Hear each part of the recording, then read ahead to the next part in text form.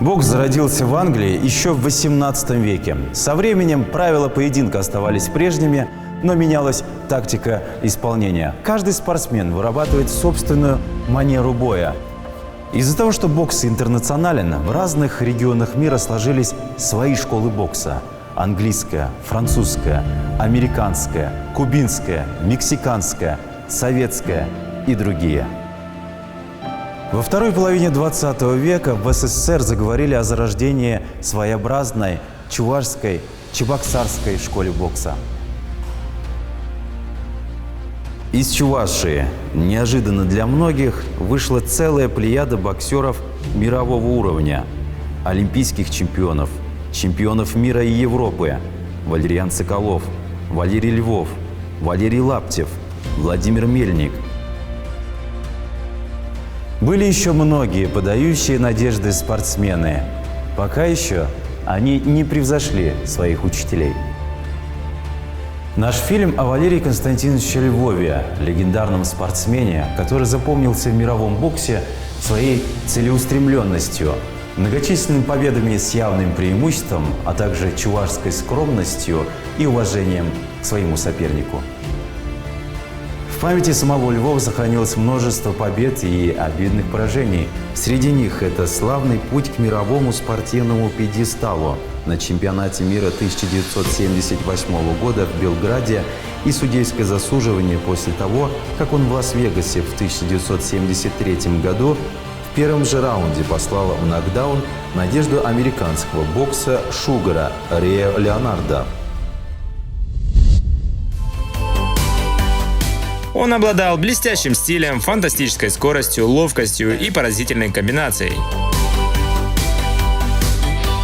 Все выглядит как фильм, как голливудский бой. Толпа, боксеры, напряжение. По мнению большинства экспертов, Шугар Рэй Леонард – лучший боксер нашего столетия. Ну вот, иногда судьи же по-разному поступают. Вот ваш легендарный бой с будущим олимпийским чемпионом, с Леонардо же, да? Вот немного расскажите вот это, подробности этого боя. Ну, первый раз, когда полетели, я полетел первый раз в Америку, первый бой в Лас-Вегасе с Рэй Леонардом. Ну, тогда молодой он еще был, ему лет 17 было, мне там 19 было. Вот. Ну, он, конечно, не такой известный был, но талантливый. И все знали, что он, так сказать, будущий чемпион, там, надеялись на него. Вот. И с ним матчевая встреча. Что мне запомнилось? Боксирует в сильной манере. Такой хорошо подготовленный. Вот технически бьет очень сильный удар в корпус. Представляете, вот корпус. Вот редко, когда вот боксеры бьют сильный удар левой прямой в живот. Обычно все стараются в голову ударить, а этот вот именно так. Вот боксер неудобный. Вот сразу в первом раунде как-то, знаете, такой, ну, как обоюдно. А смотрю, у него желание-то большое. Вот. Ну, я постарался, раз это не получается, то это, обманул его. Прижимал канатом, вот, и прижал к углу. На дистанции левый показал. Я знаю, что он уйдет сейчас вправо. Я делаю шаг назад, даю вроде возможность ему уйти вправо, а сам незаметно бью с боковой правой. И попал ему точно в челюсть, и он упал. Судья американский был на ринге, рефери. Он долго считал. Я не знаю, до скольки он считал. Туда посмотрит, сюда. Есть такая хитрость, значит, чтобы помочь своему земляку, будем говорить. Долго считал, потом И раунд кончился. В втором раунде он, значит, я спокойно стою, в стойку встал, выходит в защите, он начинает бить. Бить куда попало. Бьет. Судья говорит, стоп. И нокдаун считает. Судья американский. Я стою, не упал. Хотя стояли. Потом сразу раз, быстро отсчитал, сразу бокс, и раз, и опять считает мне нокдаун. Представляете, американский совет. То есть вот 2 нокдаунда, сразу видно, что и дает победу Видояну, преимущество Рэй Леонарду. Вот и все. После этого я боя, конечно, расстроился, как говорится, чуть там плакал, как говорится. Вот. Но через 2 дня в другом городе я выиграл уже выше категории 63,5 уже явного преимущества другого боксера. Уже как бы возлился до такой степени. И он стал и олимпийским чемпионом, и многократным чемпионом, и там 3-кратным среди профессионалов. Да, он. Потом я знаю, что он снимался в фильмах не как боксер, а как вот артист, вот там вот такой. Ну, интересный он, хотелось бы. И один раз я встретил в Москве переводчика, говорит, в Америке писали, говорит, это статьи, говорит, там, я говорю, да, а что там писали? Да там как вот получилось, Рэй Леонард давал интервью, и вот потом спрашивали, ну, ты такой великий, там, это, столько завоевал, а ты был ли когда-нибудь там в этом, на полу, как они говорят, на полу? Там? Он молчит, не говорит. Ну, статисты, вот что интересно, американцы, и вот эти историки, или как оно, очень все, за каждый бой, каждый все расскажет, все детали, говорит. И они говорят, да, из Чебоксар, говорит, из Чуваши парень. Говорит, его вас положил, да, на пол. Ну, так вот, ломаным языком на пол, говорит, положил. Он потом говорит, а он сказал, говорит, да, наверное, чуваши сильно бьют. Как конь копытом. Так сказал. Валерий Константинович, все же вашим звездным часом является чемпионат мира. Расскажите, пожалуйста, нам немного о чемпионате мира. Я участвовал на чемпионате мира в 1978 году, в мае месяце в Белграде. Чемпионат мира в Югославии, это был второй чемпионат мира, я говорил, что первый это был на Кубе. Впечатления по Югославии очень хорошие, дружелюбные. Приходили свободно, ходили вдвоем-троем там с ребятами в магазин, нас узнавали в магазинах даже, по телевизору показывают, информация про спорт, про бокс, очень сильная у них вот, в Белграде. Команда сборной Советского Союза выступала 11 человек, спортсменов, боксеров. Провел 5 боев. 5 выиграл, но были очень сильные противники, конечно. Не очень-то легко 5 боев проводить. Вот. И в первом бою я выиграл у венгерского победителя первенства Европы. Второй бой выиграл боксера из Израиля нокаутом. Вот. Третий бой в полуфинале я встретился с кубинским боксером, сильнейшим боксером Андрес Альдама. Вот. Он уже был финалистом Олимпийских игр в 1976 году. В Монреале был вторым. Сильный боксер. Передо мной он 2 боя провел, все 2 боя выиграл нокаутом. Вот. А через 2 года он стал олимпийским чемпионом уже выше категории 67 килограмм. Сильный боксер. Выше ростом меня на голову. Вот. Тяжело пришлось.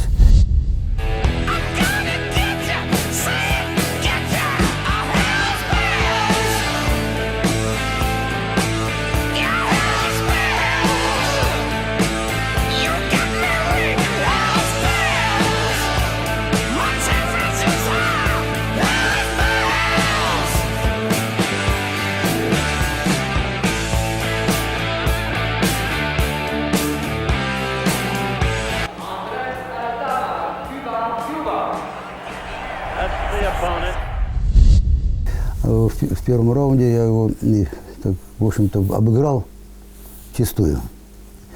Тренер Сагара, великий у них тренер кубинский, конечно, ему поругал его, этого Альдама, и он пошел вперед и опасное движение головой, ударил меня головой и рассек мне бровь в 2 местах, сверху и вот. Ну, бой остановили, и судья позывает врача, врач смотрит. Значит, соперник у меня был кубинец-негр, врач-негр, судья-негр. Ну, думаю, компания собралась, наверное, снимет. И тут врач говорит, что нормально, окей, можно продолжать бой. Я, конечно, собрался со всеми духом, как говорят, все силы приложил, чтобы не выглядеть хуже. Вот, и выиграл все 3 раунда, вот, не давая ему, конечно, ударить. Очень такой сильный боксер. И мне победу дали мне. В полуфинале с французом. Французский боксер. Вот, и выиграл ввиду явного преимущества. Послал его в нокдаун. Вот. А в финале выиграл у местного боксера Богуевича. Вот. Ну, конечно, болели все зрители за него. Там где-то 25 тысяч, наверное, было. Вот. Я говорю, тяжело боксировать, когда боксируешь уже 5-й бой. Тут где-то синяки, где-то болит, где-то... Вот. Тем более у меня бровь была заклеена. Вот. Ну, думаю, тяжело все равно придется. Выхожу, смотрю на своего соперника, Югослава, который стоит в углу. Посмотрел, он еще хуже меня, тоже 5-й бой. Думаю, господи, неужели я ему должен проиграть финальный решающий бой? Вот. И по очкам старался, выиграл его по очкам. Хоть можно было, конечно, где-то рискнуть и явно сделать. У нас, как говорят, не как в легкой атлетике. В легкой атлетике пробежал, время засек, ты быстрее. А у нас чисто субъективно, если ты по очкам выигрываешь, это еще сомнение. Надо выиграть всегда явно, чтобы ни один судья не дал против. Я подумал, лучше чисто выиграть. И дали единогласно победу. Подняли руку мне, весь зал хлопал, ну, вот, и не было сомнений. Вот так вот стал чемпионом мира. Получается, зал сперва болел как бы за своего, а потом аплодировал вам. Да. То есть ваше мастерство покорило весь зал? Ну, не было сомнений. Не было сомнений. Да. Валерий Константинович Львов родился 20 февраля 1953 года. Родители его родом из деревни Чамыши Маргаушского района. Прошли всю войну, переселились и работали в городе. Учился он в 9-й школе на улице Богдана Хмельницкого. Школа по сегодняшний день работает. Глядучи на своего брата Анатолия, увлекся боксом. В то время он был очень популярным. По словам Валерия, ему всегда нравились люди сильные и уверенные в себе. Таких все уважают. В 9-летнем возрасте он пытался поступить в спортивный клуб «Динамо», но ему отказали из-за малых лет. 14 лет его приняли. Его тренером стал замечательный спортсмен и педагог, заслуженный тренер СССР Михаил Степанович Степанов.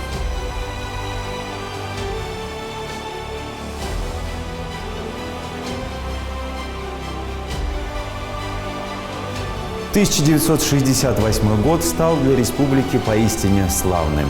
После полета Андриана Николаева в космос о Чувашии вновь заговорил весь мир. 22-летний спортсмен из Урмарского района Валерьян Соколов стал олимпийским чемпионом по боксу в Мехико. Можно только представить чувство подростка, когда на тренировках Валерия ставили в спарринги с титулованным чемпионом, старше его по возрасту и больше по весу. И это символично, так как такая школа давала нагрузку и опыт для будущих непростых побед. Нагрузки для следующего чемпиона из Чувашии спустя 10 лет.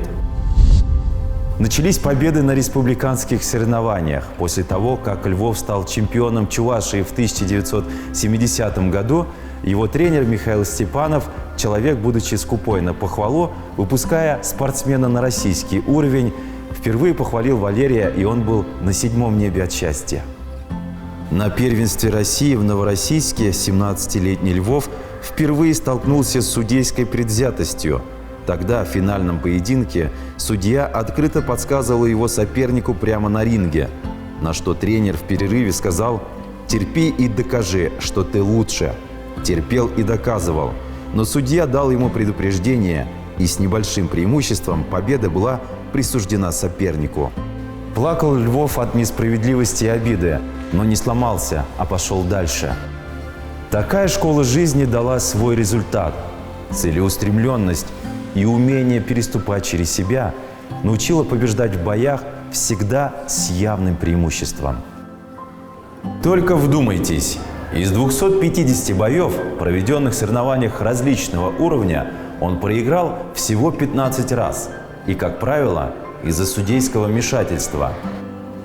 Из 50 международных поединков было только 5 поражений. Это очень впечатляющий результат. По сути, в то время ему просто не было равных в своем весе. Победа молодого парня из Чувашии на молодежном чемпионате СССР открыла ему дорогу на международный ринг.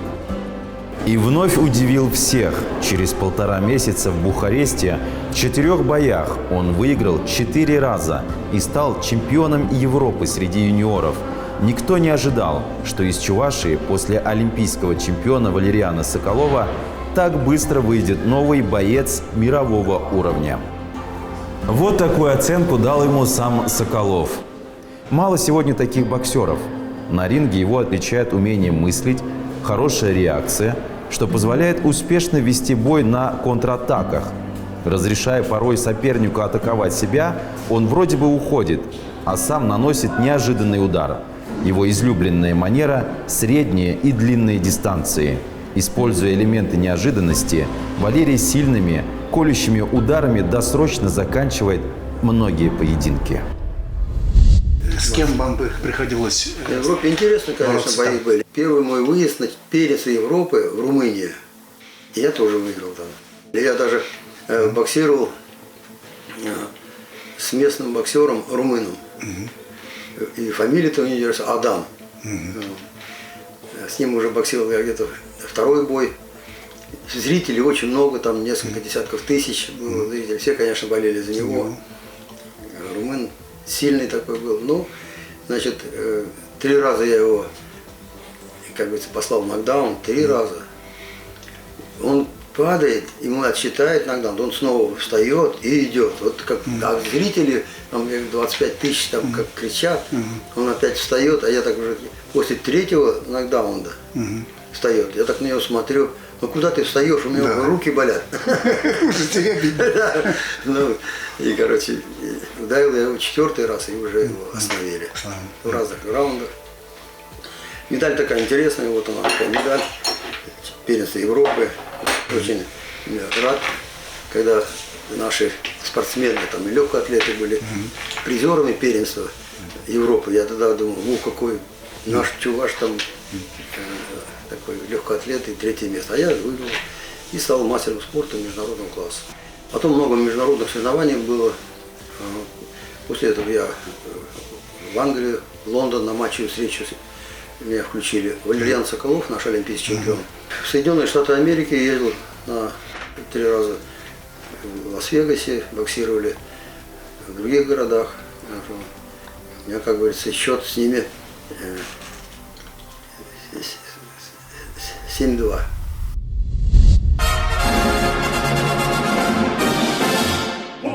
World champion, light welterweight classification. Won it at Belgrade last year.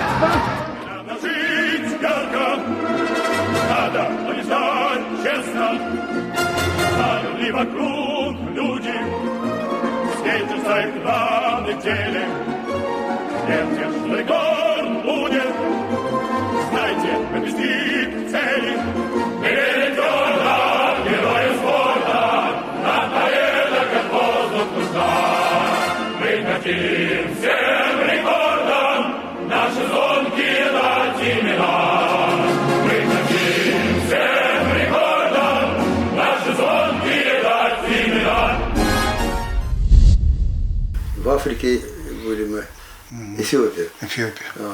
А там потом даже вот дня через 3, что ли, началось военное положение. Там комендантские часы. Зрители сидели вооруженные с карабинами. Щелкали за ртвором, когда там болеть за своих. Когда был бой был, значит, я вот так выхожу.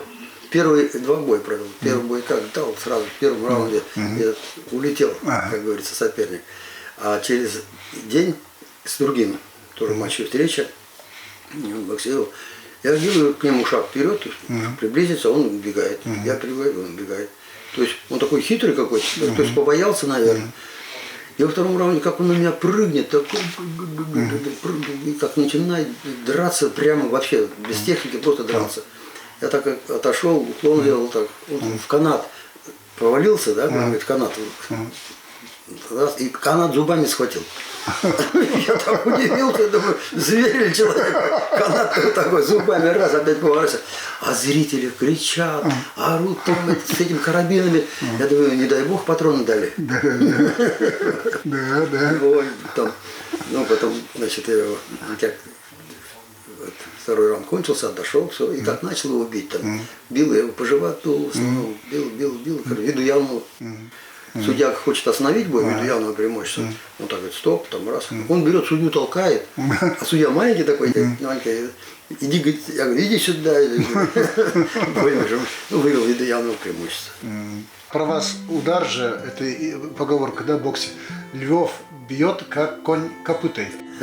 Это же про вас же это, да? Это кто автор этого? Да, мне тренер так говорил. Тренер говорил, да? Ну, он мне не говорил, он так рассказывал, говорит, когда лапы держал, вот, и все, да. Ну, у нас ведь были такие вот мешки, которые определяют количество ударов и сколько сил ударов, Сил то есть ударов. тоннаж. 10 секунд, за минуту, за 3, и потом 3, по 3 еще. Надо бить столько, чтобы силы. Вот замеряли мне, говорят, ну, Львов бьет как средний вес. А я тогда в 60-63 боксировал. Ясно. А вот чемпион мира.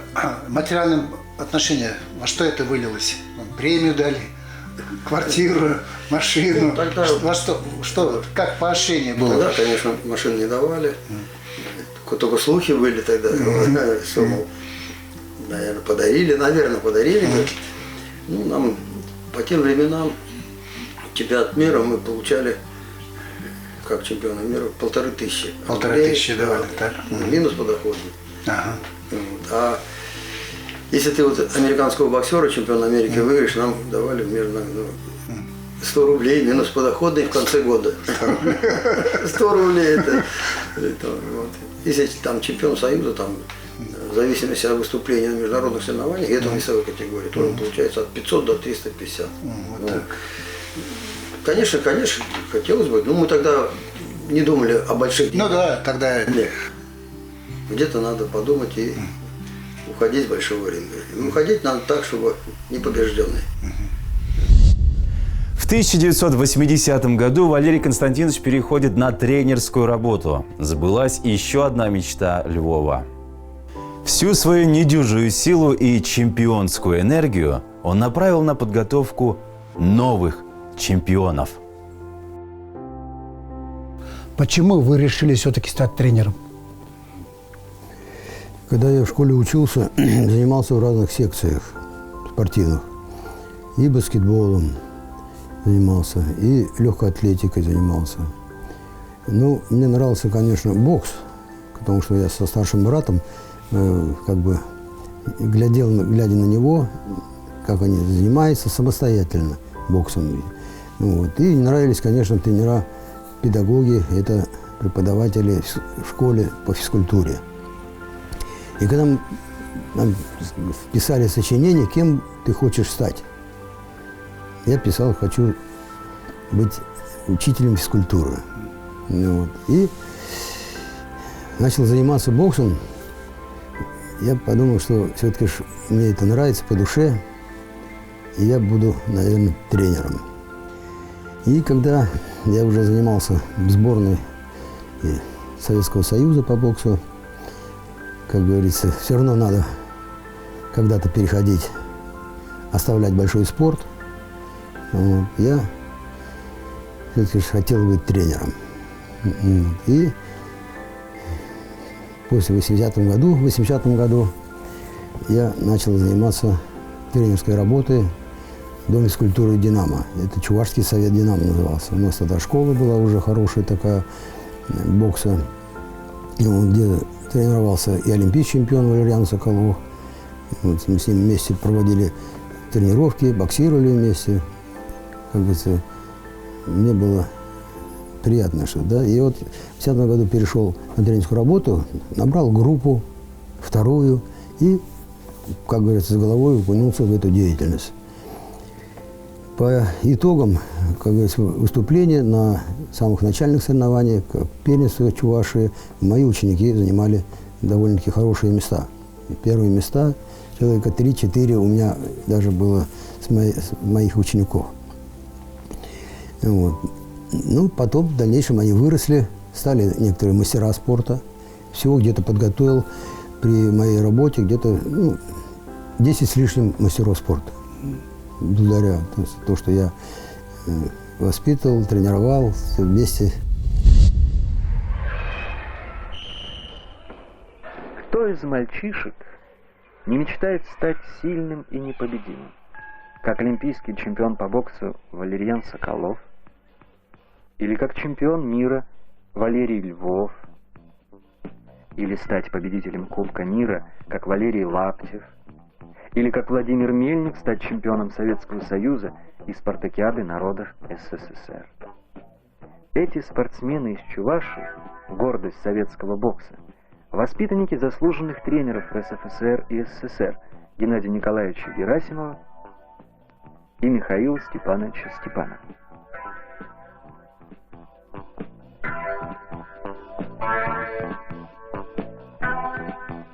Это они, опытные тренеры, умеют разглядеть в нескладных мальчишках будущих чемпионов. А потом прославленные чемпионы сами становятся тренерами. Так спортивное мастерство передается из поколения в поколение.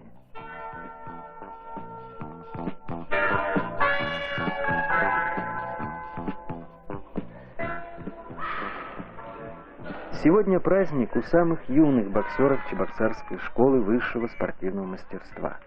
Соревнования на приз Валерия Львова. А за судейским столом сам экс-чемпион мира.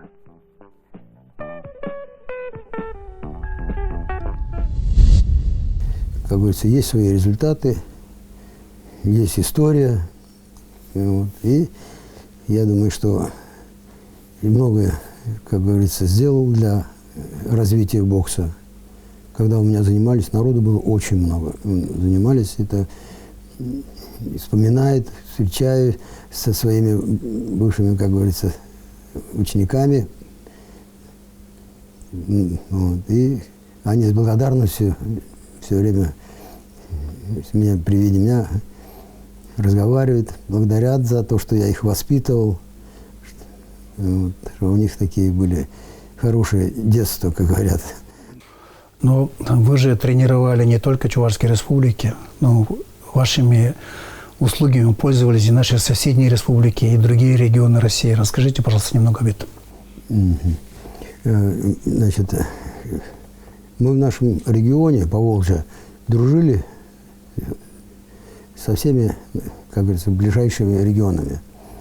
Вместе тренировались, вместе проводили соревнования. И я помогал Марийской республике, там друзей у меня очень хорошие были. Некоторые ушли уже, а некоторые помнят, что они совместно, благодаря, я им помогал, на соревнования брал, помогал на сборы делать. Вот. И меня спрашивают, а как же ты так, тебе присвоили? Ты, говорит, там жил, что ли, у марийцев, там, в Бешкарале? Я говорю, нет, они у меня жили, говорю. Вот, у меня отцовский дом, там было место, где наши эти спортсмены были, проживали у меня. Я большое желание имел и имею, чтобы наши боксеры чувашские выступали на любом ринге хорошо, выступали успешно, как говорится, чтобы не потерять ту планку, поднятую нами, Соколовым, Львовым, Лаптевым, также выступали. И хочется видеть их результаты вот на чемпионате России, чемпионате Европы, мира и Олимпийских игр. Вот история взаимоотношений с Валерием Константиновичем, моя собственная, берет свое начало с сентября 1981 года. И произошла эта встреча в школе. Я тогда еще был девятиклассником. Валерий Константинович, как звезда бокса, как спортсмен, прибыл и встретился с нашим классом, рассказал о том, каков его путь в спорт. Особенно акцентировал внимание на чемпионате мира, где он стал, собственно говоря, первой перчаткой мира. И очень тем самым подтолкнул, что ли, зажег ребят. У нас практически весь класс уже занимался боксом и укрепил их веру в то, что они на правильном пути. Достижения Валерия Константиновича Львова меня очень сильно вдохновляют. И вдохновляют они не только меня, а также и всю Чувашию. Каждая моя победа – это маленький шаг к достижению моей цели – победа на Олимпийских играх и победа на чемпионате мира. Матвей Маковей – это наша перспектива в нашем боксе. И когда я посмотрел его на бои, последние вот здесь участие на чемпионате России, он показался мне перспективным боксером. И будем надеяться, скрестив пальцы, то, что он все-таки именно и будет тем чемпионом, вот которого мы ожидаем, может быть продолжителем того же самого Валерия Константиновича, вот этой плеяды нашей великой боксерской.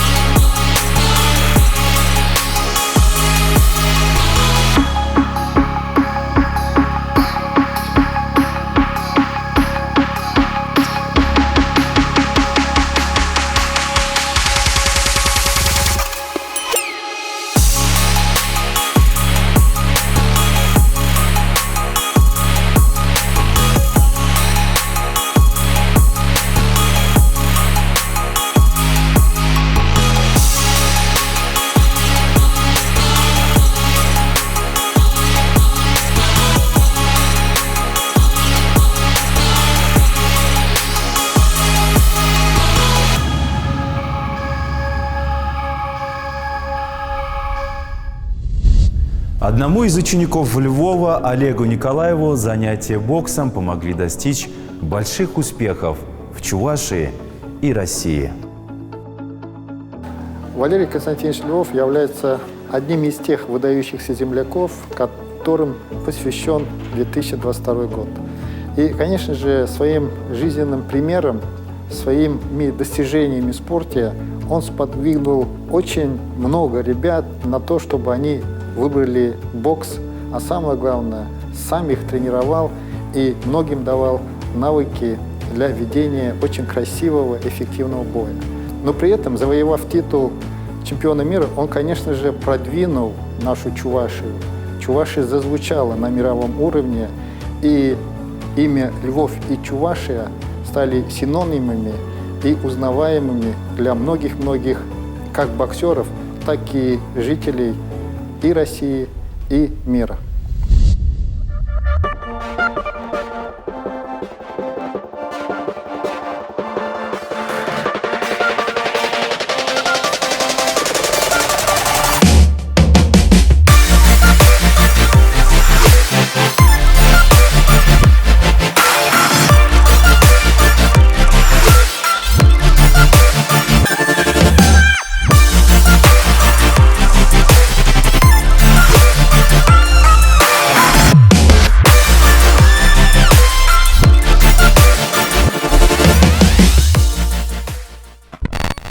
Когда меня спрашивают, вы любите бокс? Я говорю, я бокс люблю. Люблю, очень люблю. Когда я бью. Когда меня бьют, я бокс не люблю. Это был анекдот чемпиона. Поэтому он и стал чемпионом мира. Что сам любил бить и не любил, когда его бьют. Рецепт.